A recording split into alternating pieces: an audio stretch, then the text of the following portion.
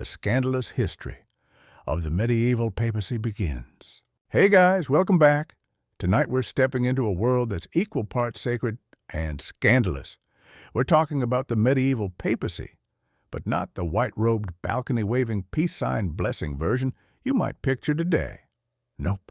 This is the messy version, the political chessboard, the soap opera, the power struggle that happened to involve the spiritual leader of all Christendom. Because in the Middle Ages, being pope wasn't just about holiness, it was about power. And with great power comes great corruption. Sometimes even a little nepotism, maybe a moat, definitely some bribery. So before we get into the juicy details, take a second to like the video and subscribe, but only if you're genuinely enjoying this kind of content. And in the comments, let me know where you're tuning in from and what time it is for you right now. I love seeing how far these stories travel across the globe. Okay, dim the lights. Maybe turn on a fan for that cozy background hum, and let's ease into tonight's story together. Now, when most people hear the word pope, they imagine a solemn, serene figure, maybe waving gently from a Vatican balcony dressed in white, murmuring blessings and reminding everyone to be good to their neighbors. What they don't imagine is a teenage nobleman gambling away church funds, or a pope who was so hated he literally built a moat around his palace. But buckle up, that's exactly what medieval history has in store for us. See, in theory, the pope is supposed to be the vicar of Christ on earth, the spiritual father of all Christians, a man of humility, devotion, and self-sacrifice. But in practice, in medieval Europe, the papacy often functioned like a political championship trophy, one that just so happened to include armies, land, gold, and the ability to excommunicate kings. Imagine a throne that could decide wars, crown emperors, and shift the moral compass of Europe with a signature that's not just religious influence, that's geopolitical firepower. And everyone wanted a piece of it, which brings us to one of the wildest chapters in papal history. Let's rewind to the year 955. Rome at the time was less holy city and more noble family playground. The noble houses of Rome controlled the streets, the politics, and yes, the Vatican. So when an 18-year-old noble named Octavianus was elected pope, no one thought twice about the fact that he had zero theological experience. I mean, he was barely old enough to grow a decent beard, let alone run the church. Once elected, he ditched the name Octavianus and rebranded himself as Pope John XXIII. Because if you're going to become head of the Catholic Church, you might as well get a fresh name while you're at it. Now, to be very clear, appointing an 18-year-old to run the church was not a smart move, but in this case, it was strategic. His family basically ran Rome like a franchise. They had influence, soldiers, and cash. And now with one of their own in the papal seat, they had the ultimate prize. But here's the thing. John didn't treat the papacy like a sacred role. He treated it like an all-access pass to an unlimited Roman party. The Lateran palace that turned into a pleasure den. He gambled, drank excessively, held feasts that allegedly honored pagan gods, and used church funds like they were monopoly money. One chronicler at the time claimed he turned the papal palace into a brothel. Another said he blessed people using his left hand, which in medieval symbolism was basically the spiritual version of flipping someone off. You can't make this stuff up. And if you thought it was just reckless partying, oh, it gets darker. John XXIII had a temper. He ordered a man's eyes to be gouged out. Another had his tongue cut out. He raised an army, lost it, then begged for help from the German Emperor Otto Braun. But the moment Otto turned his back, John plotted against him. Bold move, right. Eventually, Otto had enough. He stormed Rome, deposed John, and installed a new, more sober pope. But like a villain from a medieval soap opera, John came right back. Through a mix of bribery, threats, and utter chaos, he retook the papacy. But karma, or something close to it, finally caught up to him. In 964, Pope John XXIII died. How? According to some reports, he had a stroke in bed with a married woman. Others say it wasn't a stroke at all. It was the woman's husband with a vengeance. Either way, his reign ended as dramatically as it began. So, what do we make of Pope John XXIII? If the job description for the papacy included embarrass the church as thoroughly and frequently as possible, then John didn't just check the box, he smashed it. This was a man who allegedly toasted to Satan at drunken parties, who gambled during papal audiences, who, and I quote, ordained a deacon in a horse stable. A horse stable. That's where we are in tonight's journey, folks. Welcome to the Middle Ages. And just when you think one scandalous pope is enough, enter Pope Benedict IX, a man who didn't just serve one papal term or two, but three. Not because he was popular, not because he was particularly holy, but because he kept coming back like the world's worst landlord reclaiming the lease. But we'll get into his outrageous story in the next section. Pope Benedict IX, the papacy's wildest repeat offender. All right, so if you thought Pope John XXIII was the chaotic peak of the medieval papacy, allow me to introduce the man who said, "Hold my communion wine." His name, Pope Benedict IX. And where John was scandalous in a kind of frat boy gone wrong way, Benedict was something else entirely. This guy didn't just serve one term as pope. He didn't even stop at two. He served three. Three separate papacies. Three separate scandals. And each comeback was messier than the last. If the papal throne were a revolving door, Benedict was spinning it from the inside with both hands. Let's rewind to his first term. Term number 1, young, entitled, and already a problem. Benedict IX first became pope in the year 1032 when he was around 20 years old, give or take. Yeah, we're doing this again. Another teenage noble handed the keys to Western Christendom like it was a birthday gift. And once again, it had nothing to do with piety. He came from the powerful Tusculan family, a noble Roman dynasty that treated the Vatican like their personal sandbox. They essentially bought the papacy for Benedict, literally. Bribed cardinals, threatened rivals, it was a package deal. What did he do with this divine promotion? He acted like a reality show contestant who wandered into the wrong building and somehow got promoted to CEO. Contemporaries accused him of everything from orgies and bribery to black magic and possibly murder. One chronicler described him as a man feasting on the sins of the flesh. And that was the diplomatic take. He was recklessly immoral and widely hated, even among his allies. By 1044, a full-scale revolt forced him to flee Rome. A group of church officials and local nobles said enough and booted him out. But did that stop him? Of course not. Term Nostra 2, the comeback. Nobody asked for. Not long after being deposed, Benedict returned to Rome and reclaimed the papacy. Because what's a little popular uprising among friends, right? This time around, things got even weirder. At some point, Benedict decided he didn't really want to be pope anymore. He had fallen in love. And in what might be the most bizarre resignation letter in history, he sold the papacy to his godfather. No, really, he sold it.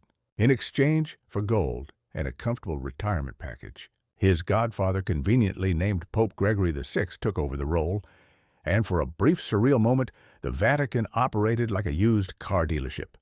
One slightly scandalous papacy, low mileage, needs minor repairs priced to move. But the drama wasn't over. Benedict, having given up the job for love and failed at the romance part, got bored, or maybe bitter, or maybe both. So naturally, he decided to come back again.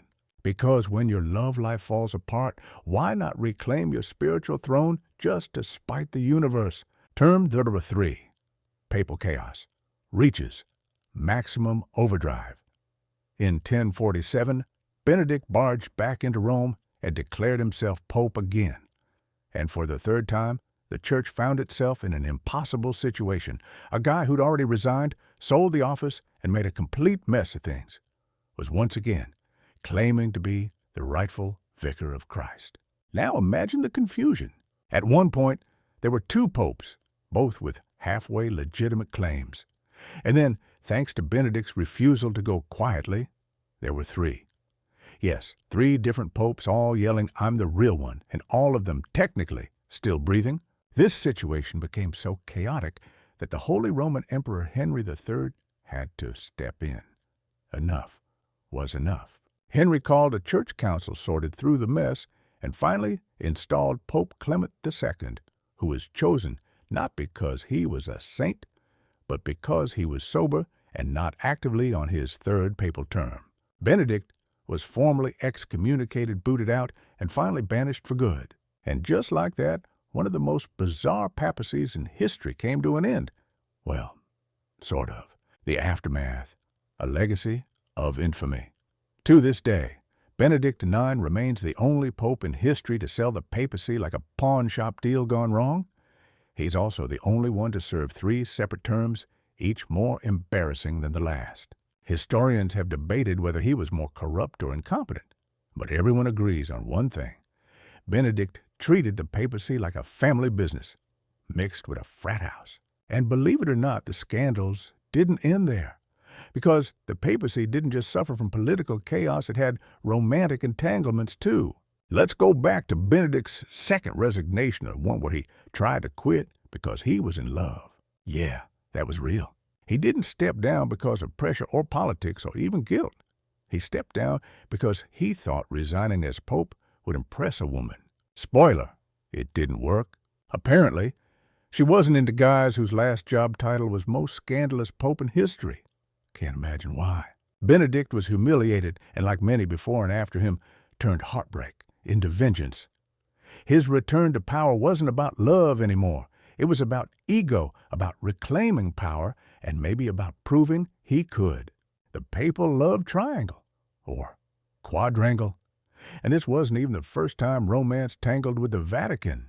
Back in the 10th century, Pope Sergius III allegedly had a very cozy relationship with a powerful noblewoman named Marozia. Some accounts claim they had a child together who later became Pope John the Fidon. Yes, you heard that right. A pope who fathered a future pope, which is basically a theological paradox with a really awkward family reunion. This era of papal history was so dominated by family feuds, backroom deals, and romantic liaisons that historians eventually coined a term for it, the pornocracy. And no, that's not satire. That was a real historical label. It literally means rule of the harlots. Because when the Vatican starts looking more like an episode of House of the Dragon, even the history books throw up their hands and say, okay, fine, it was a mess. And if you think things couldn't get stranger, oh, we're just getting started. Because next we're diving into one of the most bizarre and haunting events in church history, the time a sitting pope put a dead pope on trial. That's right, an actual decomposing corpse was propped up in a courtroom and judged. The Cadaver Synod, when the church went full Gothic horror. So far, we've seen teenage popes, papal auctions, love-struck pontiffs, and enough scandal to make even the most unshockable historian raise an eyebrow. But now we're diving into the part of papal history that reads less like a political drama and more like a Gothic horror novel. Welcome to one of the strangest, darkest, and most disturbing episodes in the entire history of the Catholic Church, the Cadaver Synod. Yes, you heard that right. A cadaver, a synod, a corpse on trial. Let me set the stage. The year is 897, and the Pope at the time is Stephen VI. Now, Pope Stephen had a serious grudge against his predecessor, Pope Formosus, the kind of grudge that normally ends with gossip or passive-aggressive letters, not digging up a rotting corpse and putting it on trial in front of the clergy. But medieval popes weren't exactly known for their chill. So what did Stephen do? He had Formosus's body exhumed. That's right. Dug him up from the crypt where he'd been resting peacefully or, just decomposing like a normal dead person. Then Stephen dressed the corpse in full papal regalia, sat it upright on a throne inside the Lateran Basilica, and announced a formal court proceeding. And then he assigned a deacon to serve as the corpse's defense attorney. Let's pause right there. Imagine being that guy. You go through years of clerical training, maybe hoping to one day advise kings or lead a parish, and instead, your big moment is standing in front of a church tribunal defending a rotten skeleton in papal robes. You can't make this up. The charges against Formosus, they included things like illegally ascending to the papacy, violating canon law, and other serious offenses that, normally require the defendant to be alive. Unsurprisingly, Formosus didn't say much in his own defense. Corpses tend to be quiet that way. The trial proceeded with Stephen raving against the dead man, the audience watching in stunned disbelief, and the clergy caught between horror duty and what must have been the worst smell in ecclesiastical history. In the end, shocker, Formosus was found guilty. His papal garments were ripped off. 3 fingers were chopped off, the ones he'd supposedly used to give blessings.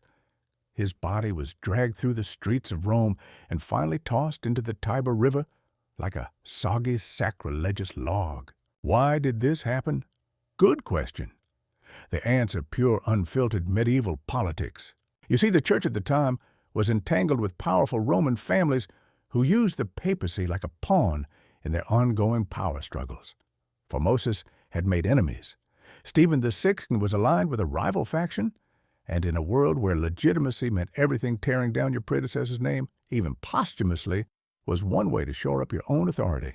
But Stephen underestimated just how far was too far, because even by 9th century standards, this was considered completely unhinged. Riots broke out. The Roman public, who tolerated nepotism, simony, and even the occasional papal affair, suddenly drew a line. That line putting a corpse on trial. Apparently, that was the medieval equivalent of Stephen's enemies turned on him. Bishops were horrified. Cardinals whispered behind his back. Regular citizens stared at each other like, did we just watch that happen? Within months, Pope Stephen VI was imprisoned, and shortly afterward, he was found strangled to death in his cell. Whether it was an official execution, a mob act of vengeance, or a long overdue case of you played yourself, no one knows for sure. But his downfall was swift, and Rome seemed to breathe a collective sigh of relief. Aftermath of a corpse trial.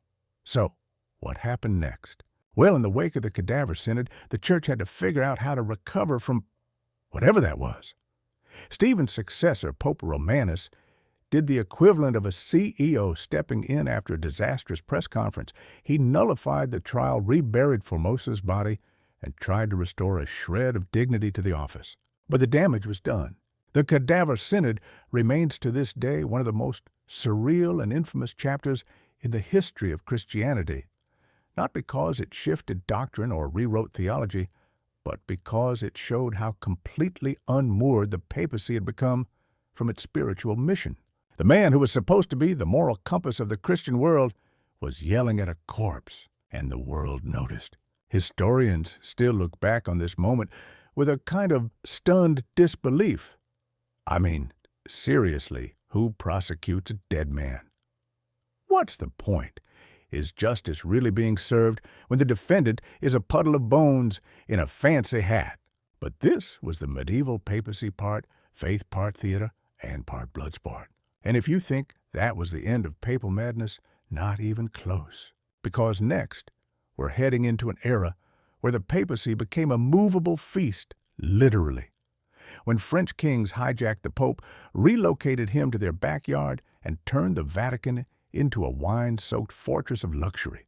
Yep, the Avignon papacy is up next, and trust me, it's less about holiness and more about cheese courses, political scheming, and the long-distance breakup between Rome and the Church.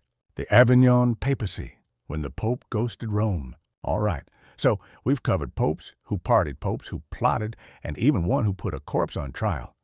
But now we're entering a new chapter in this medieval saga, one that feels less like a horror story and more like a high-stakes diplomatic soap opera. Welcome to the Avignon papacy, a period where the Pope basically said Rome's too messy. I'll be working from home. Except home was Avignon, France, and working meant living like a Renaissance prince surrounded by wine silk and absolutely zero intention of going back to the Eternal City. Let's rewind to 1309, when all of this kicked off. The Pope at the time was Clement V, a Frenchman who decided that Rome, bless its chaotic, mob-filled, corpse-prosecuting heart, was just too dangerous. And to be fair, it kind of was. Factional violence, riots, noble families treating the Vatican like a turf war. The Lateran Palace was burned multiple times. So Clement packed up the papal court and moved it to the peaceful little town of Avignon, nestled in southern France. Technically, it wasn't French territory. It was part of the Kingdom of Arles, a kind of political gray zone under the Holy Roman Empire. But let's be real, it was deep in French influence, surrounded by French nobles, and shockingly convenient for the French monarchy. And just like that, the papacy became, well, French, not just by geography, but by culture, language, and loyalty. For the next 70 years, every single pope elected during this period was French. Coincidence? Not really. The French crown had leverage. And now, it had the Pope in its backyard. This era came to be known as the Avignon Papacy, or if you're feeling dramatic, the Babylonian captivity of the Church.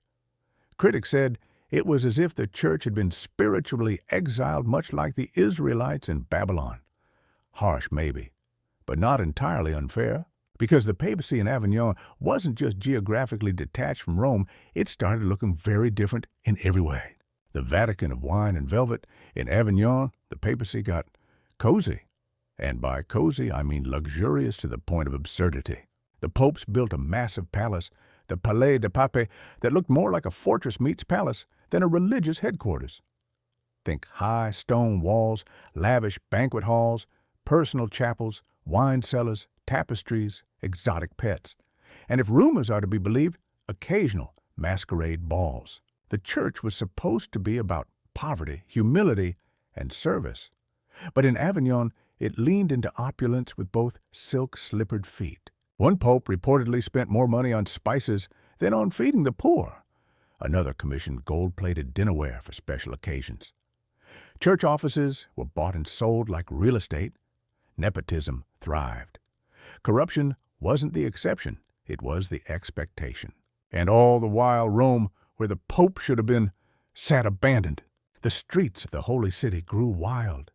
Pilgrims showed up to an empty St. Peter's Basilica and muttered, "Is anyone even home?" Local nobles squabbled over power. And Italian clergy, already frustrated with French favoritism, felt completely cut off from their spiritual leadership. The once glorious papacy had turned into a long-distance relationship, and it wasn't going well. Cracks in the palace over time pressure started to build. Critics from across Europe, especially in England and Italy, began calling out the papacy's absence. They accused the Avignon popes of being puppets of the French crown, more concerned with lavish living than spiritual leadership. And there was truth to that. The Avignon court had become a bureaucracy so bloated and self-indulgent that even internal church officials started muttering about reform. It wasn't just the luxury, it was the loss of legitimacy. People asked, how can the Bishop of Rome be effective if he's not in Rome? Finally, in 1377, after nearly 7 decades in France, Pope Gregory XV decided to make things right. He packed up the papal caravan, returned to the crumbling ruins of Rome, and officially re-established the papacy in its rightful home. Problem solved, right? Oh no, not even close, because Gregory died the following year. And what came next was so chaotic, so confusing, it made everything that came before look like amateur hour. The Western Schism, when the church had 2 popes, then 3. After Gregory XV died in 1378, the people of Rome made one thing very clear.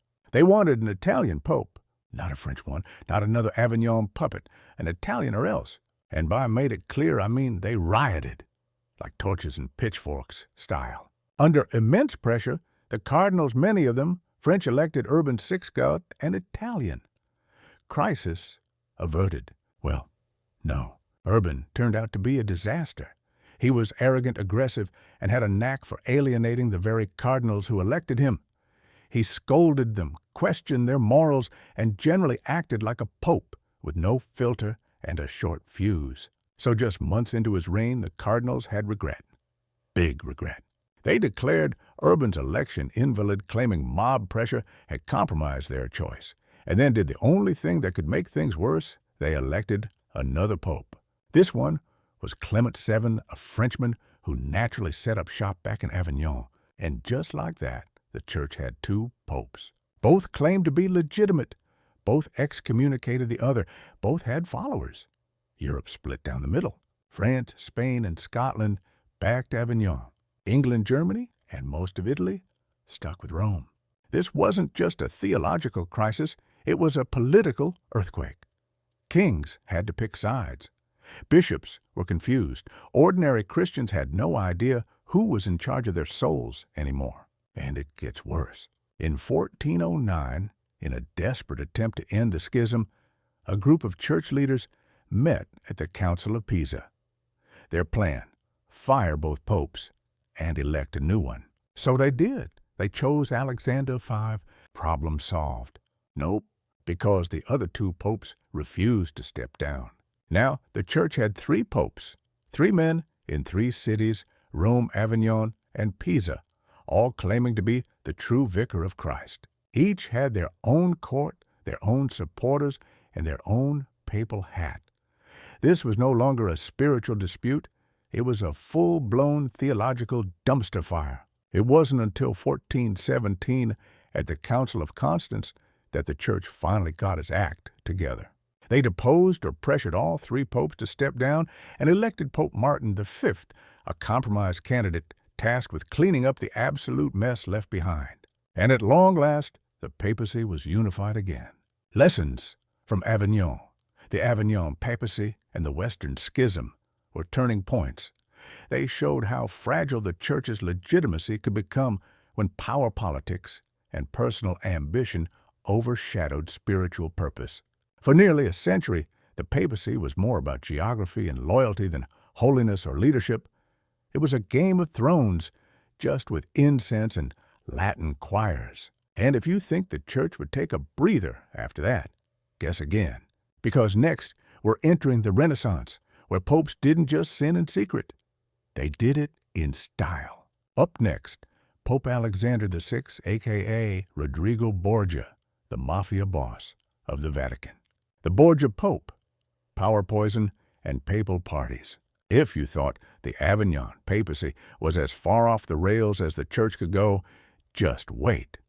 Because tonight, we're stepping into the age of Renaissance popes, where spiritual leadership looked a lot more like a mafia operation with better robes. At the center of this whirlwind, Rodrigo Borgia, also known as Pope Alexander VI, elected in 1492. Yep, the same year Columbus sailed the ocean blue. Rodrigo wasn't so much a man of God as he was the Vatican's ultimate power player. A master of backroom deals, bribery, and dynastic ambition, he didn't just sit on the throne of St. Peter. He ran the Vatican like a family business with all the drama, secrecy, and ruthless strategy you'd expect from a political dynasty. Let's break it down. Who was Rodrigo Borgia? Rodrigo came from the influential Borgia family, a Spanish noble house known for their ambition and cunning. He had already been a cardinal for decades, powerful, wealthy, and famously shameless. He had multiple mistresses through lavish banquets and had openly acknowledged children, which, in case you missed it, is not exactly in line with the vow of celibacy. But none of that stopped him. In fact, when the papal conclave of 1492 rolled around, Rodrigo bought the papacy with such precision and ruthlessness that even seasoned Vatican insiders were stunned. Gold gifts, promises of cardinal titles. It was less a spiritual election and more an ecclesiastical Black Friday sale. And when he won, he took the name Alexander Taxt. That was just the beginning. The Borgia family takeover. As Pope Alexander VI didn't even pretend to hide his priorities. He immediately started elevating his children, yes, children, to positions of immense power.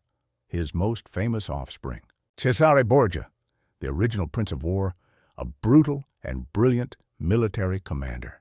Lucrezia Borgia, a political pawn, a duchess, and the subject of endless rumors, some true most scandalous. Cesare was the golden boy, and Rodrigo had big plans for him. At just 18, he was made a cardinal. But red robes weren't Cesare's style. He preferred armor.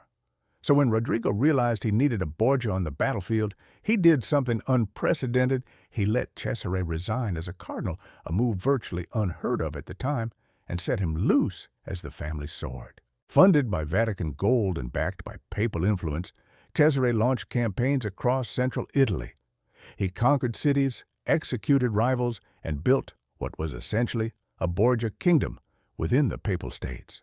Rodrigo, meanwhile, remained in Rome, pulling strings and throwing parties so lavish that even jaded Renaissance nobles were shocked. The Vatican Mafia.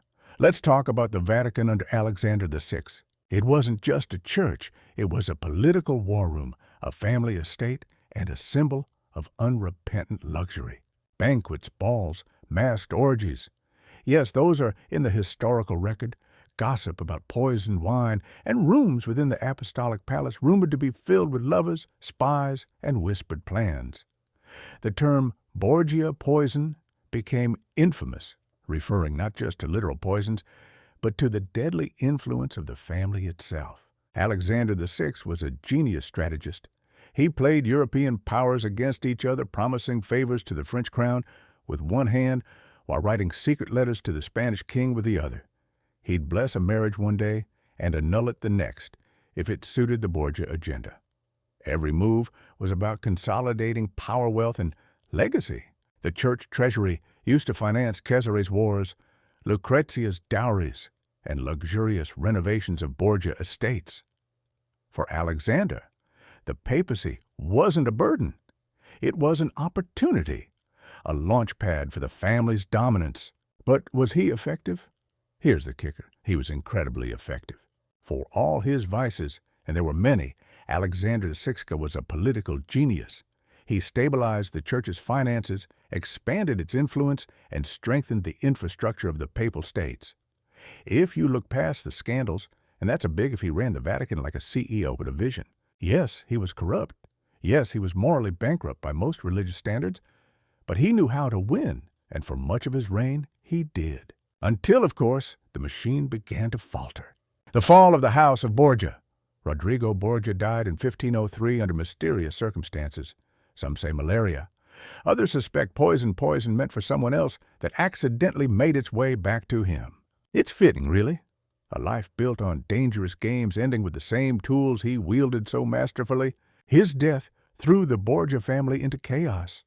Cesare, without his father's backing, lost much of his influence. Enemies who had stayed quiet during Alexander's reign began circling like vultures. Within a few years, the Borgia dream was over. But the legacy, that lived on. Today, Alexander VI is remembered as one of the most controversial popes in history. Some call him a monster, others a misunderstood visionary.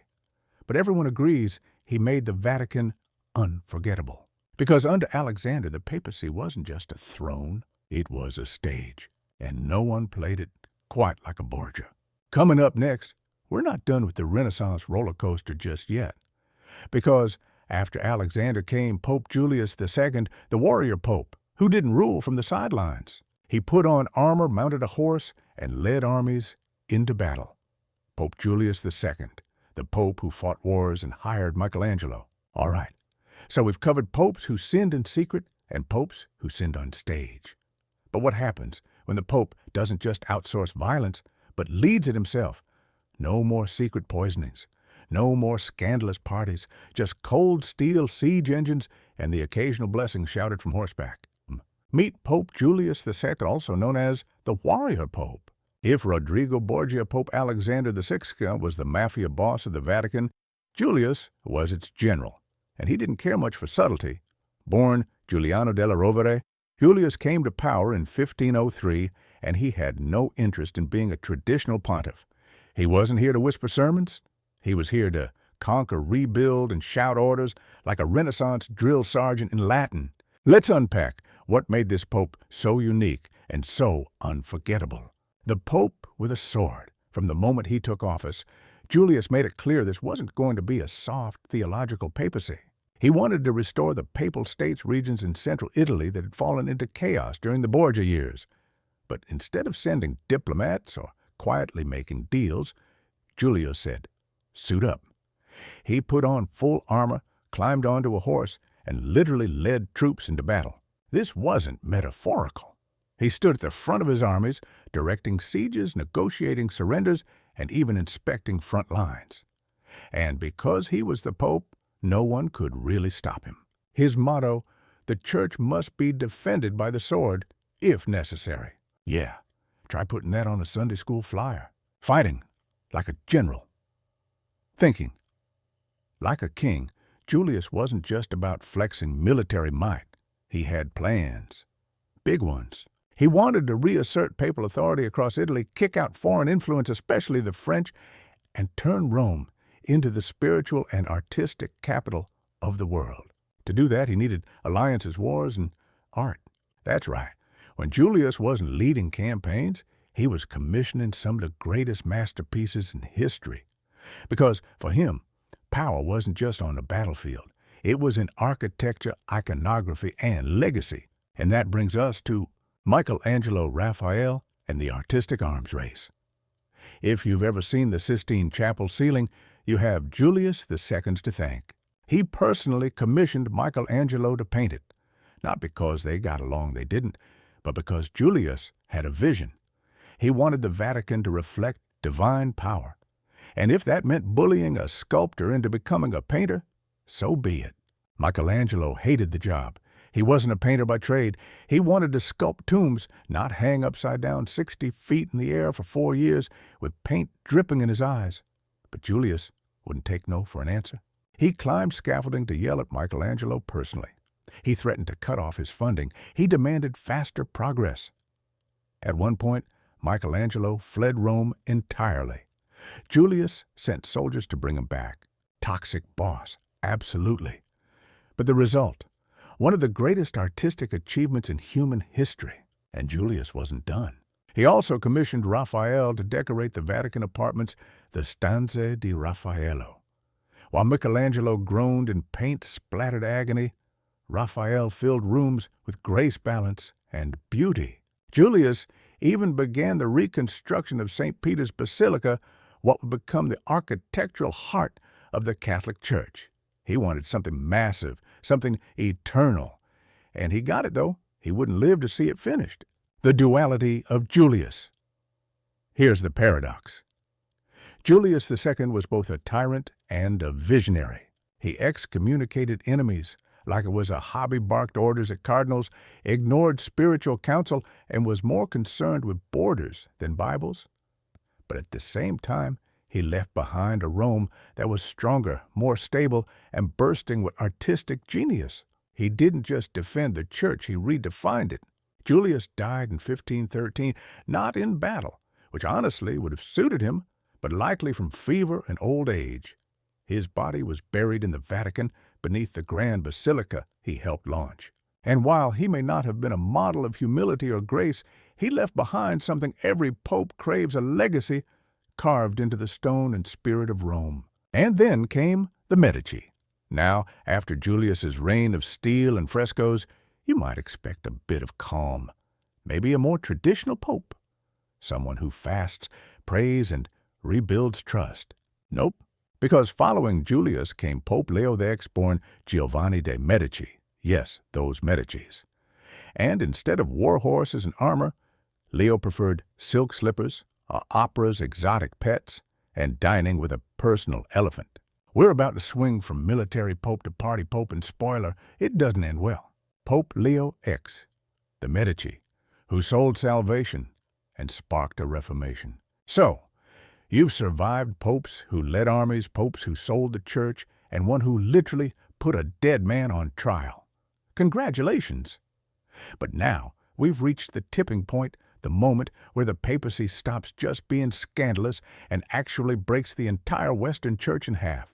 Enter Pope Leo X. Born Giovanni de' Medici, son of Lorenzo the Magnificent. Yes, that Lorenzo Leo wasn't just rich, he was Medici rich. Florence's golden boy, a product of wealth, privilege, and art. And in 1513, at just 37 years old, he became Pope Leo X. Now, if Pope Julius II was the warrior pope who conquered Italy and screamed at Michelangelo, Leo was his velvet-slippered opposite. He didn't care much for swords, borders, or military campaigns. What he cared about was pleasure, beauty, music, and above all, spending money. Lots of it. Since God has given us the papacy, let us enjoy it.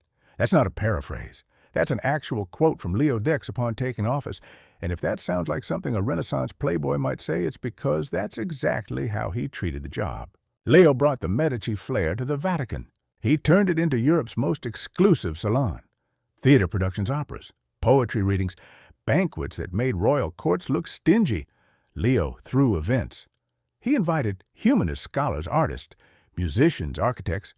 He patronized Raphael, continued St. Peter's Basilica, and allegedly had an elephant named Hanno, who was so adored that Leo built him a custom marble stable and fed him fruit from golden platters. Imagine trying to justify that on a church budget. But here's the catch. The church wasn't exactly swimming in surplus. Leo inherited massive debts from Julius II thanks to all those wars and construction projects.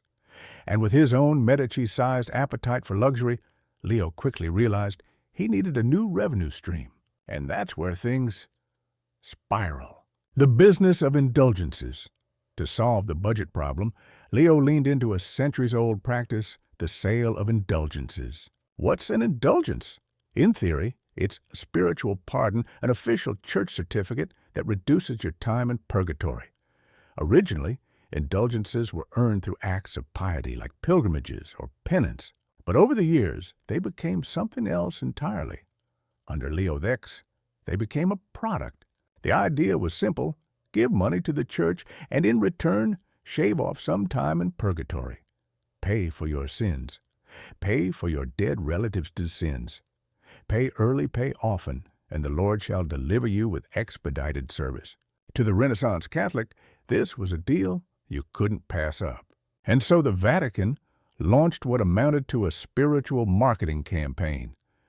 Preachers went town to town selling indulgences like medieval door-to-door salesmen, and the most notorious of them all, a friar named Johann Tetzel, who allegedly told crowds, "As soon as the coin in the coffer rings the soul from Purgatory Springs." Catchy, right? Also deeply problematic. Because while the church raked in gold back in Germany, one monk was furious. Enter Martin Luther. Martin Luther, a German Augustinian monk and theology professor, watched the indulgence campaign unfold with growing disgust. To him, this wasn't just bad theology, it was outright spiritual manipulation. Luther didn't hate the church. At first, he just wanted reform, clarity, a return to scriptural roots. So on October 31st, 1517, he nailed his now famous 95 Theses to the door of Wittenberg Castle Church. They were bold, sharp, systematic, and they hit indulgences and Pope Leo X hard. Luther accused the church of selling salvation. He questioned papal authority. He argued that forgiveness came from God, not from paper certificates signed in Rome. And that act, the nailing of the 95 Theses, was the spark that ignited the Protestant Reformation. Leo's response, dismissive, then dangerous. So how did Leo X react? At first, he laughed it off. He reportedly called Luther a drunken German who will change his mind when he sobers up. Classic Leo, always confident, rarely concerned. But as Luther's ideas spread, and they spread fast thanks to the printing press, Leo realized this wasn't just an angry monk. This was a movement, and it was threatening the very structure of the church. So in 1520, Leo issued the papal bull Exsurge Domine, formally condemning Luther's teachings and threatening excommunication. Luther responded by burning the document publicly. The following year, Leo excommunicated him for good. But by then it was too late. Luther had followers, protectors, and millions of frustrated Christians were starting to ask the same questions. And just like that, the unity of Western Christianity maintained for over 1,000 years was shattered. Leo's last days. By 1521, Leo had won the theological battle on paper, but lost the war in practice. The Reformation was underway. Church unity was crumbling. And Leo, he was feasting, literally. In December 1521, just months after excommunicating Luther, Pope Leo X died suddenly. Some say it was pneumonia. Others blamed indigestion after overeating eel. Either way, he died the way he lived, indulgently. His legacy: architect of Renaissance culture, patron of legendary art, overseer of the Vatican's peak opulence, and the man who, by ignoring a German monk, sparked the biggest religious split in Western history. It's almost poetic. He turned the papacy into a palace, and that palace burned down while the music played. Coming up next, if Leo was the man who triggered the Reformation, the next popes would have to survive it. The Counter-Reformation, how the church fought back. So Martin Luther drops the 95 Theses. Like a theological mic, the printing press explodes with reformist ideas, and Pope Leo X dies after maybe one eel too many. By the 1520s, Western Christendom is in chaos. The Protestant Reformation isn't just a debate anymore, it's a movement tearing across Europe like wildfire. Whole regions are breaking away from Rome. Monarchs are taking sides, and the Vatican finally realizes this isn't going away. So, what does the Catholic Church do when it's losing ground, loyalty, and legitimacy? It launches the Counter-Reformation, a full-scale, spiritual, political, intellectual counterattack. Think of it as Rome's comeback tour.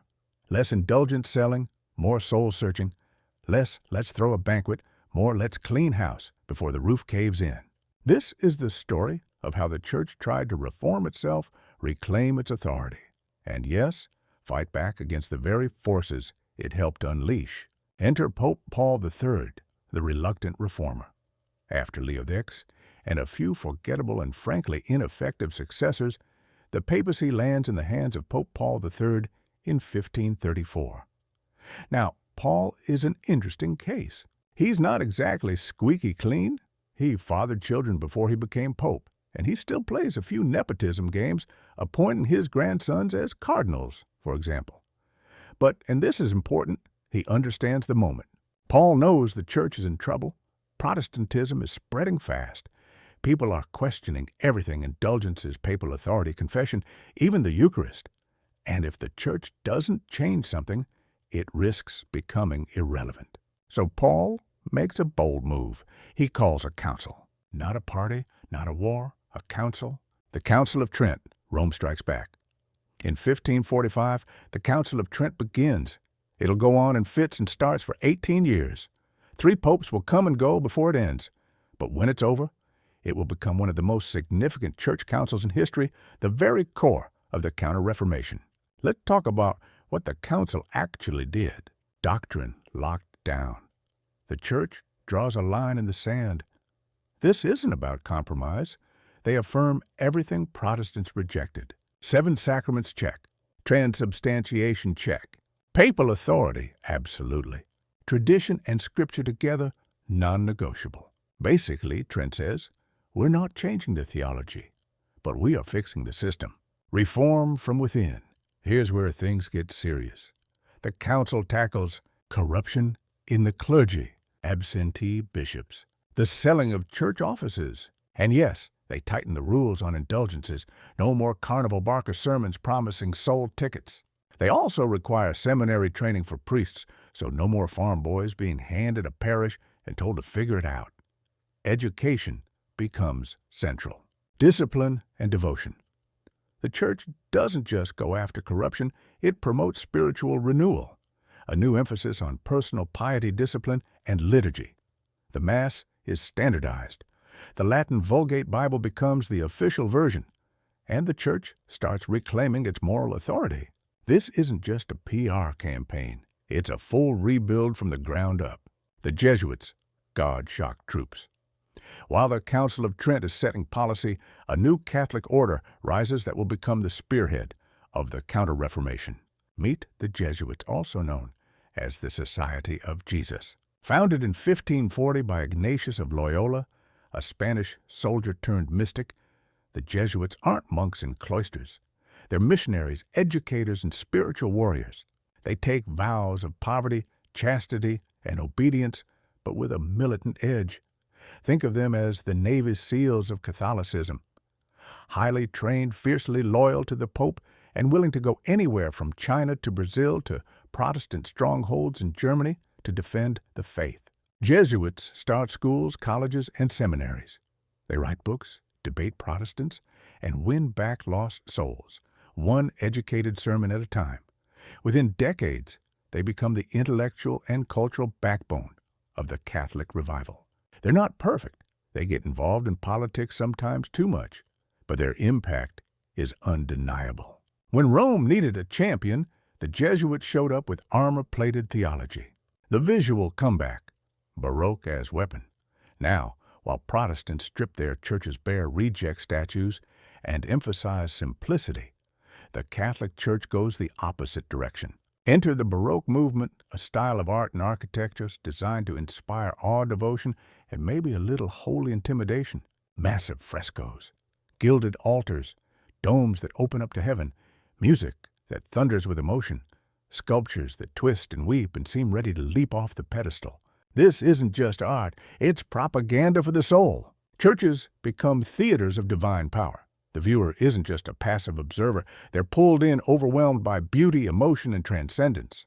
The message is clear. This is the true faith. This is the glory of God. And this is what you're walking away from if you leave the church. From Caravaggio's blood-soaked saints to Bernini's ecstasy of St. Teresa Baroque, art becomes the emotional heart of the Counter-Reformation.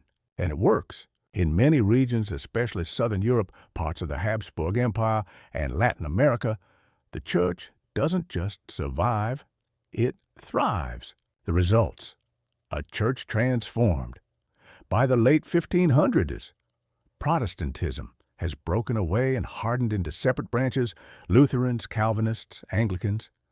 There's no going back to a single united Christendom. But the Catholic Church doesn't collapse. It adapts, it reforms, and in some places, it even begins to regain territory lost to the Reformation. What started as a desperate defensive move became a spiritual revival. Seminaries are producing educated clergy. Corruption is mostly curbed. Art and architecture are booming. Catholic missionary work is expanding across the globe. And the papacy, after centuries of scandal, it begins to rebuild credibility. Slowly, imperfectly, but tangibly. Rome might have been bruised, but it wasn't beaten. Up next, we've seen the papacy during its darkest hours and its fight for redemption. But what happens when science, reason, and a telescope pointed at the stars start threatening the church's authority all over again? Galileo heresy and the struggle between faith and science. So far, we've seen the Catholic Church battle popes, Protestants, and its own demons. But as we step into the 17th century, a new challenge emerges. One the church can't excommunicate silence with a council or outpaint in gold leaf. This time, the enemy isn't a heretic priest or a rebellious monk. It's reality, or more specifically, science. Because while Rome was building cathedrals and refining doctrine, a quiet revolution was brewing in Europe. One based not on faith or authority, but observation, calculation, and experimentation. And right at the center of it all stands one man, Galileo Galilei, the heretic, with a telescope. The earth moves, and so does the church. Let's rewind a bit. For over 1,000 years, the official cosmology of the church was built on the ideas of Aristotle and Ptolemy. Earth was at the center of the universe, stationary, immovable, and the sun, moon, and stars revolved around it in perfect divine harmony. It wasn't just science. It was theology. The Bible seemed to support it. Psalm 104 says, "The earth shall not be moved." Joshua tells the sun to stand still in the sky, not the earth. This model wasn't just accepted, it was spiritually essential. The earth was God's special creation. Everything revolved around it, literally. Then came Nicholas Copernicus, a Polish priest and astronomer who in 1543 proposed something radical. What if the earth revolves around the sun? At first, the church didn't panic. Copernicus presented his theory as hypothetical. He was cautious, respectful, and already dead by the time anyone really paid attention. But then, decades later, Galileo arrived. Galileo's telescope and the trouble it caused. Galileo didn't just speculate, he proved things, or at least tried to. Using a telescope, he designed himself. Galileo looked up at the heavens and saw things no human had ever seen. Moons orbiting Jupiter, proving not everything revolved around Earth. Phases of Venus impossible to explain in the geocentric model. Mountains on the moon suggesting heavenly bodies weren't perfect crystalline spheres, but rough, rocky, and flawed. In 1610, Galileo published Sidereus Nuncius, the Starry Messenger, and in doing so, upended the medieval cosmos. The Earth wasn't the center, the universe didn't care about our theological assumptions, and the heavens, they weren't perfect. They were physical places, subject to the same laws as Earth. This wasn't just science, it was heresy. At least, it was about to be. The Church reacts. At first, Galileo had allies in the Church. Many cardinals were fascinated by his findings. Even Pope Urban VIII, who started out as a friend and admirer of Galileo, encouraged his work. But here's the problem. Galileo wasn't just a scientist, he was a provocateur. He mocked critics, he dismissed alternative views, and in 1632 he published Dialogue Concerning the Two Chief World Systems, a book comparing the geocentric and heliocentric models. In it, he placed the geocentric arguments in the mouth of a fictional character named Simplicio, basically Mr. Simpleton. The Church did not laugh, especially since many saw Simplicio as a thinly veiled version of Pope Urban himself. That was the last straw. In 1633, Galileo was summoned before the Roman Inquisition. He was tried for heresy, forced to recant, and placed under house arrest for the rest of his life. His books were banned, his teachings condemned, and heliocentrism, which was objectively more accurate, was officially forbidden. The message was clear. Don't mess with theology, even if the math is better. Faith versus science, or something more. So, was this the classic case of science versus religion? Kind of, but not exactly. Many church leaders weren't anti-science. In fact, the church had funded and fostered scientific work for centuries. Galileo himself was a devout Catholic. He believed Scripture and science could coexist, that the Bible teaches how to go to heaven, not how the heavens go. But in the political and spiritual climate of the 1600s, with the Protestant Reformation still smoldering and the authority of the church under constant attack, Galileo's challenge struck a nerve. It wasn't just about planets. It was about power. Who gets to define truth, the telescope or the tradition, the astronomer or the altar? And in 1633, the church chose the altar. Galileo's legacy. Galileo lived the rest of his life under house arrest, blind silenced, but not broken. He continued to write, to think, and to correspond with other scientists in secret. His work laid the foundation for modern physics, astronomy, and scientific method. And the church, it eventually came around. In 1758, the ban on heliocentric books was quietly lifted. In 1822, the church officially allowed the publication of materials supporting the sun-centered model. And in 1992, Pope John Paul II formally acknowledged that the church had erred in its treatment of Galileo. Almost 360 years later, Rome admitted, okay, maybe we overreacted.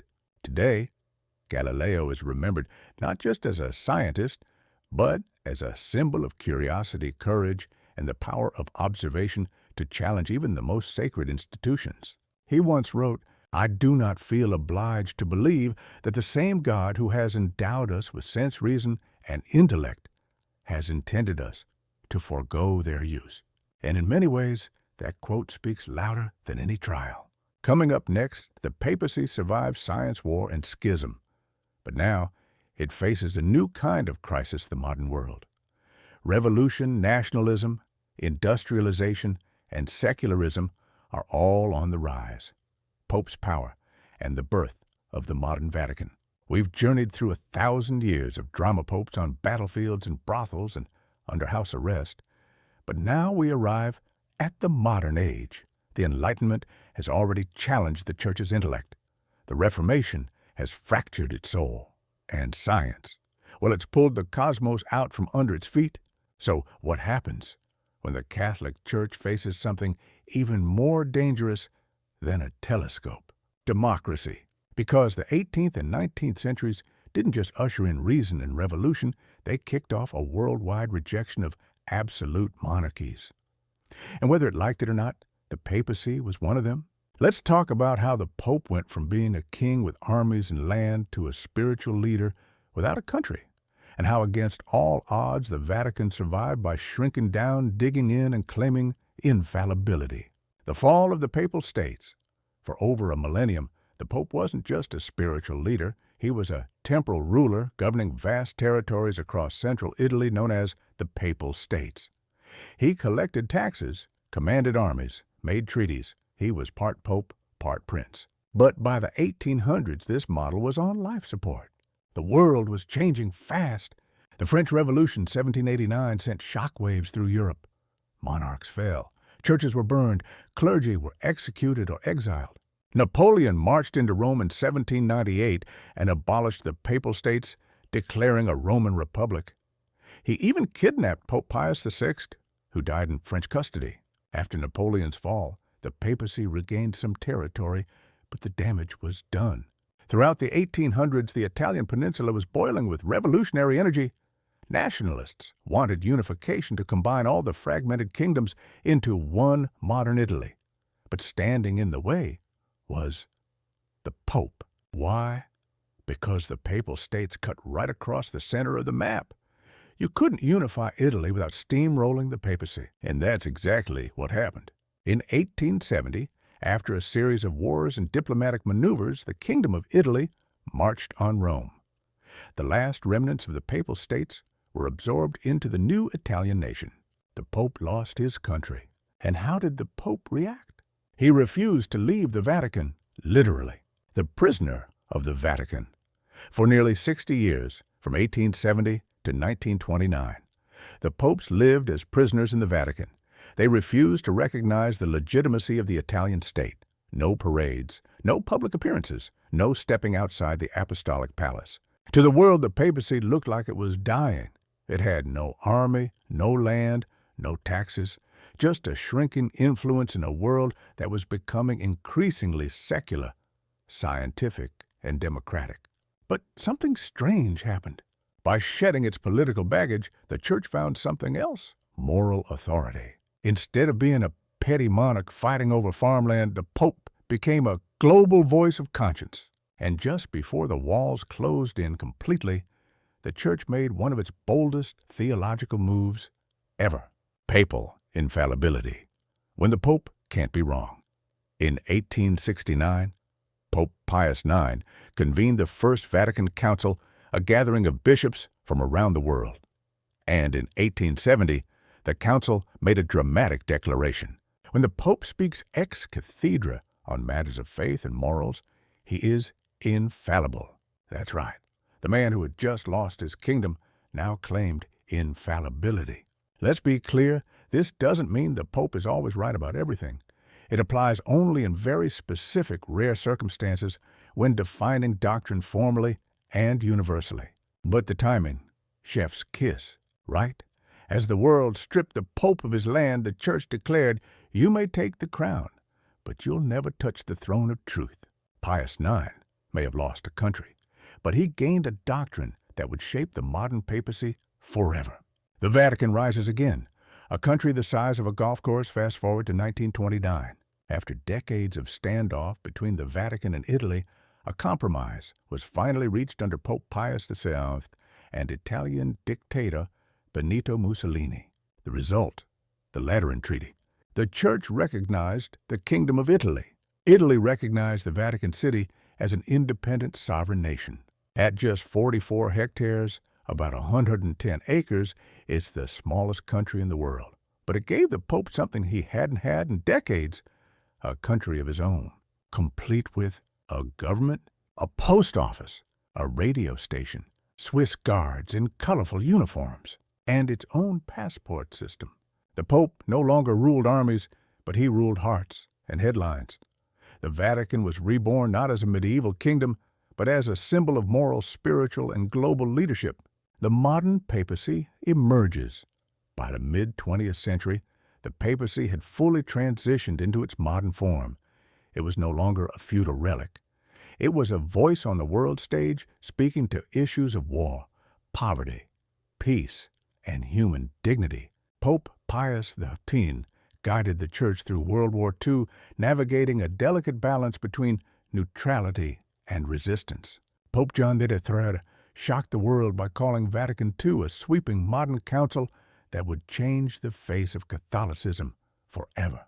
And Pope John Paul II, the first non-Italian pope in over 450 years, became a global superstar, helping to bring down communism in Eastern Europe and revitalizing Catholic identity for a new generation. The papacy had gone from kingdom to prison to global pulpit. It survived revolutions, wars, and even modernity. And it did it not by clinging to power, but by redefining what power looked like. And that brings us to the final chapter. We've followed the papacy from medieval madness to Renaissance success through reform, resistance, and rebirth.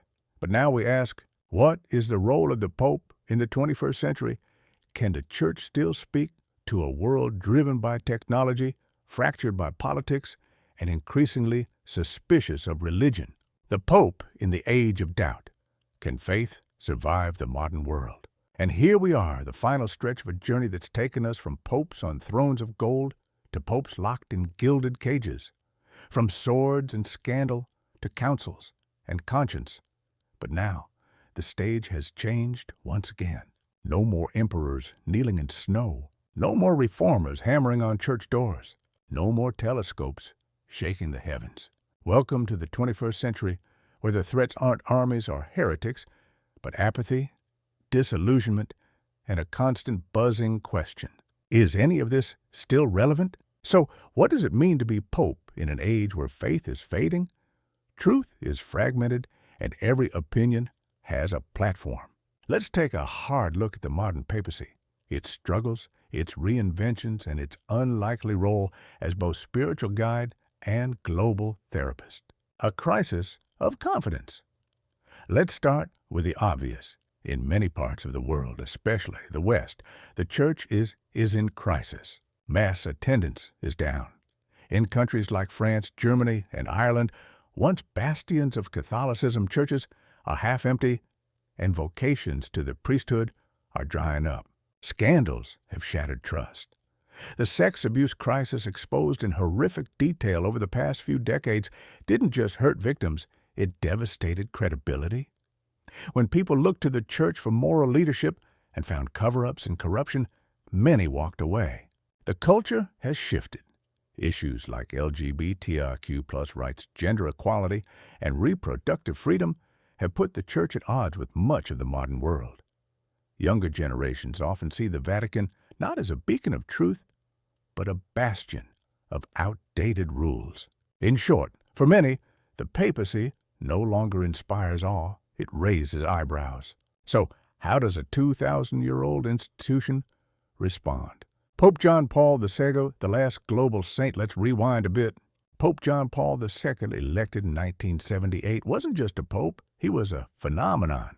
Young, athletic, charismatic, multilingual, he traveled the globe, energized youth, and stood up to totalitarianism with a Bible in one hand and a spine of steel. He helped bring down communism in Eastern Europe, especially in his native Poland. He met with Jews, Muslims, and Buddhists. He apologized for past sins of the Church, and for many, he made Catholicism cool again, at least for a time. But even his papacy wasn't perfect. He was slow to act on abuse allegations and deeply conservative on moral issues. Still, his legacy looms large as the last pope to truly command global admiration. Then came his successors. Pope Benedict XVI, the professor. Benedict XVI, elected in 2005, was brilliant but distant. A theologian and introvert, a man better suited to writing encyclicals than wading into political mud. His tenure was marked by doctrinal clarity, but also continued scandal. Despite efforts to confront abuse, his administration struggled under the weight of past cover-ups and Vatican dysfunction. Then, shocking the world, he resigned in 2013, the first pope in nearly 600 years to do so. It was a bold, humble move, and it set the stage for a radical shift. Pope Francis, the people's pope. When Pope Francis stepped onto the balcony in 2013, smiling gently, waving, simply refusing the gold-trimmed cape the world instantly sensed this pope is different. First pope from the global south. First Jesuit pope. First to take the name Francis after the saint who embraced poverty and simplicity. He chose a hostel over the papal apartment. He washed the feet of refugees. He spoke of climate change and equality and the dignity of the poor. He became a moral voice in an era of noise. But Francis has also been divisive. Conservatives accuse him of watering down doctrine. Progressives say he hasn't gone far enough on women's roles or LGBTQ+ inclusion.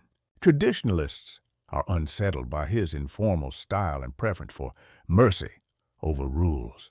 Still, Francis understands something crucial. In a world flooded with opinions, authenticity speaks louder than authority. And while he may not pack stadiums like John Paul II, he shifted the tone of the papacy toward dialogue, humility, and compassion. The Pope, as global therapist, today's Pope, is less a king, more a counselor. He's expected to weigh in on climate policy, immigration, war, social media, addiction, mental health, AI ethics, and pandemics. He must comfort the grieving, confront the powerful, and somehow remain universal in a world obsessed with the individual. He's no longer the voice of an empire. He's a moral compass trying to point north in a world with a broken magnet. And while millions may no longer care about doctrine, many still turn to the Pope when the world feels upside down. They don't want pronouncements. They want presence. So, can faith survive? That's the real question, isn't it? Not just can the Pope survive, but can faith, organized, traditional, institutional faith, mean something in a world of TikTok's nihilism and endless distraction? Here's what history shows us. The papacy has fallen, risen, and reinvented itself more times than we can count. It has survived invasions, heresies, revolutions, and scandal. It has adapted, stumbled, apologized, evolved, and sometimes inspired. It's not always holy, it's not always just, but it is resilient. Because beneath all the gold robes and rituals, the papacy at its best reminds us that the human soul still longs for meaning, that we still ask big questions. Why are we here? What is right? Who are we becoming? And when it does its job right, the Pope doesn't offer answers from a throne. He walks with us in the mystery. Final thoughts. From Peter the fisherman to Francis the reformer, the history of the papacy is more than just a religious timeline. It's a mirror of humanity itself, our ambition, our corruption, our longing, and our grace. The popes have been warriors, politicians, artists, monster saints. And yet the office endures, not because the men are perfect, but because the world still needs someone somewhere to remind us that power can be used to lift, not crush. That truth matters. That love matters. That maybe the divine isn't a relic of the past, but a voice still whispering through time. Amen. Anti-popes' prophecies and the future of the papacy. So you've seen the papacy rise from the ashes of Rome, survive coups, corruption, reformation, and even exile. But we're not done yet. Not if we want to understand the full chaos and mystery that surrounds the most powerful seat in spiritual history. Because beyond the marble, beyond the sermons, lies a shadow side. Rival popes claiming the throne, prophecies that warn of doom, and questions about what the papacy even means in the digital age. Let's pull back the veil just a little more. Anti-popes, when more than one man wears the tiara. Let's start with a scandal that makes Game of Thrones look polite. For most of us, there's one pope at a time. That's the rule. But history says, LOL, not always. There have been over 30 anti-popes men who claimed to be pope, while another guy was already sitting in the Vatican. Sometimes they were elected by rebellious cardinals. Other times they were installed by kings who didn't like the current pope. The worst period, the late 1300s. Known as the Western Schism. For almost 40 years, there were two popes, one in Rome, the other in Avignon, France. And for a brief moment, three. Each excommunicated the other. Each had followers. Each said, I'm the real one, he's a fraud. Imagine being a medieval peasant. Who do you confess to? Who do you trust? Who's holding the keys to heaven? It all ended sort of in 1417 with the Council of Constance, which deposed or convinced all rival popes to step down and elected Martin V to unite the church. But the damage to credibility brutal, and it proves a point even divine authority can fracture when humans get involved. The prophecies, doom, glory, and the last pope. Now let's step into the mystical side. Throughout history, seers and saints have whispered strange things about the papacy's fate, and none are more eerie or controversial than the prophecy of the popes. Attributed to St. Malachy, a 12th century Irish archbishop, this prophecy lists 112 short Latin phrases, each supposedly describing every pope from Celestine II, 1143, to the last pope ever. Here's the freaky part. Many of the early mottos kind of fit the actual popes. Some are vague, from the midst of the moon, others oddly specific. But the last pope on the list, in persecutione extrema, SRE, sedebit Petrus Romanus. In the final persecution of the Holy Roman Church, Peter the Roman will reign. Then the city of 7 hills will be destroyed, and the terrible judge will judge his people. The end. Doom, fire, judgment. Now critics say the list is a forgery from the 16th century, but believers, they point out something chilling. If the list is legit and Pope Francis is the 112th, then he might be the last pope. Cue ominous organ music. The future of the papacy. What comes next? So, where does it all go from here? The world is shifting beneath our feet. The Catholic Church faces challenges that no pope in history has ever encountered, not from kings or heretics or even science. We're talking AI, spirituality. When chatbots can generate prayers and sermons, what does religious leadership mean? Virtual congregations. More people attend digital mass than physical churches. Moral fragmentation. Can the Pope be a voice of unity in a world that no longer agrees on what truth even is? Post-truth politics. Popes used to crown emperors. Now they're fact-checked on Twitter. And yet, in the middle of it all, the white-robed figure still appears on balconies, still speaks to millions, still blesses the crowds real and virtual. The role is evolving. Maybe one day the Pope won't live in the Vatican. Maybe he'll be elected online. Maybe he won't be a he at all. Or maybe, as always, the papacy will do what it does best: adapt, survive, endure. The final word.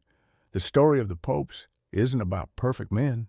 It's about flawed humans reaching for something higher.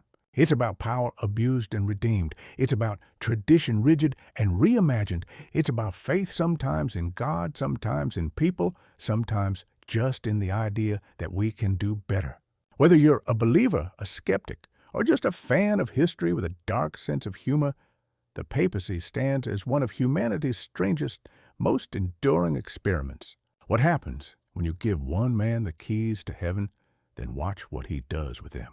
Let me know if you want. A cinematic voiceover intro script, thumbnail prompts and SEO titles, or a follow-up deep dive. The Vatican's secret archives and the forbidden history they hold. The Vatican's secret archives, power mystery, and what they're hiding. All right, you've walked through centuries of papal politics, scandal, reformation, and rebirth, but if you made it this far, you probably want to peek behind the last locked door. So, let's open it. Not metaphorically. Let's talk about the most mysterious vault in religious history. A place of whispers and shadows, of lost books, forbidden knowledge, and maybe, just maybe, a few skeletons buried deep beneath the marble. Welcome to the Vatican Apostolic Archive, formerly known as the Vatican Secret Archive, and yes, they really use the word secret. It's off-limits to almost everyone. And it holds over 53 miles of shelving, thousands of years of documents, letters, and scrolls, some of which the world hasn't seen in centuries. So what's really inside, and why does the Church guard it so fiercely? Let's unlock the mystery. First, what is the Vatican Archive? The Vatican Apostolic Archive is the central repository for every piece of communication the popes have ever received or issued since at least the 8th century. It's not just a dusty library. It's the brainstem of the Catholic Church. Papal bulls, letters to and from emperors and kings, records of inquisitions, trials, excommunications, financial documents, internal memos, spy reports, handwritten letters from Galileo, Michelangelo, Napoleon, and Hitler. Yes, Hitler. It's not conspiracy, it's history. More on that in a second. Why was it called secret? Here's the twist. Secret didn't mean hidden. In Latin, secretum means private or personal. The archive wasn't named to sound mysterious. It was literally the Pope's private filing cabinet. But let's be honest. Once the word secret is involved, the conspiracy theories practically write themselves, which is probably why in 2019, Pope Francis renamed it the Apostolic Archive to sound a little less like the plot of a Dan Brown novel. But is that just PR? Let's dig deeper. What you can't see. Technically, scholars can apply to study the archive. But here's the catch. You must be a qualified academic or historian. You must request specific documents down to the folder. You can only access a tiny fraction of the collection. No browsing, no cell phones, and no copies. Everything must be transcribed by hand. If you're thinking, wait, that's incredibly controlled, you're not wrong. And large sections are still completely off limits to everyone except a few Vatican insiders. So the natural question is, what are they hiding? This is where speculation runs wild. Here are just a few of the rumored contents of the Vatican archive. The full transcripts of the Galileo trial, including redacted confessions, a letter from Mary Queen of Scots before her execution, correspondence between Pope Pius X and Nazi leadership, a complete copy of the Third Secret of Fatima beyond what's been publicly released, evidence of extraterrestrial contact. Yes, people seriously claim this. Proof that Jesus had descendants, Gnostic Gospels that contradict church doctrine, lost books from the original Bible canon. Now, to be clear, most of those are unproven. Some are obvious fabrications. But the Church's long history of secrecy and selective transparency has only fueled the fire, and they don't deny having controversial documents. In fact, the Vatican has slowly started releasing them. The Hitler file, what the Vatican knew. One of the most hotly contested archive subjects, Pope Pius XIII and World War II. Critics have long accused him of staying silent during the Holocaust, failing to condemn the Nazi regime forcefully or publicly. Supporters argue he worked behind the scenes to save Jewish lives, avoiding direct condemnation to prevent retaliation. So, who's right? In 2020, Pope Francis ordered the release of Pius XV's wartime archives, a move praised by historians and Jewish leaders. And what they found so far is complex. Yes, there's evidence that the Pope knew about Nazi atrocities early on. Yes, there were secret letters, warnings, and internal debates. And yes, there are still many unanswered questions. But the Vatican has made one thing clear. They're willing to confront the past selectively. Why does the Church guard its secrets? Because information is power. The papacy has lasted over 2,000 years longer than any empire, monarchy, or institution by controlling narrative and memory. These archives aren't just historical documents. They are the DNA of the Church's identity. What gets revealed shapes belief. What stays hidden preserves myth. And perhaps the greatest fear that some buried document might undermine centuries of doctrine or reveal a truth too disruptive to faith. Final thought, will we ever know everything? Maybe not. And maybe that's the point. Because the power of the Vatican archive isn't just what's inside, it's the idea that somewhere in a locked room beneath Rome, the real story of humanity's spiritual history is waiting to be read, waiting to be revealed, or maybe waiting to stay secret forever.